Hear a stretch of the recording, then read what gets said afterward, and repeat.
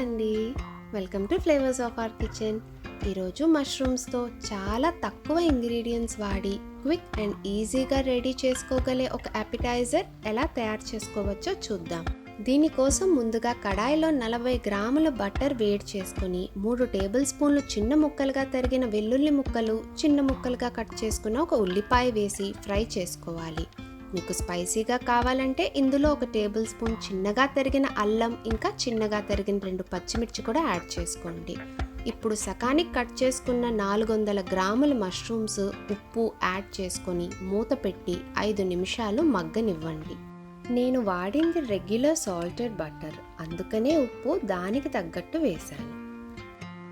ఇలా కుక్ అయిన మష్రూమ్స్లో 1 tea spoon pepper powder, 1 tea spoon oregano వేసి హై ఫ్లేమ్లో 2 నుంచి 3 నిమిషాలు దగ్గర పడేదాకా ఫ్రై చేసుకోవాలి.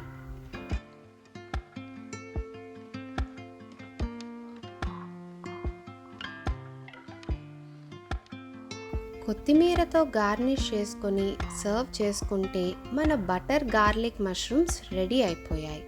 రెసిపీ తప్పకుండా ట్రై చేయండి.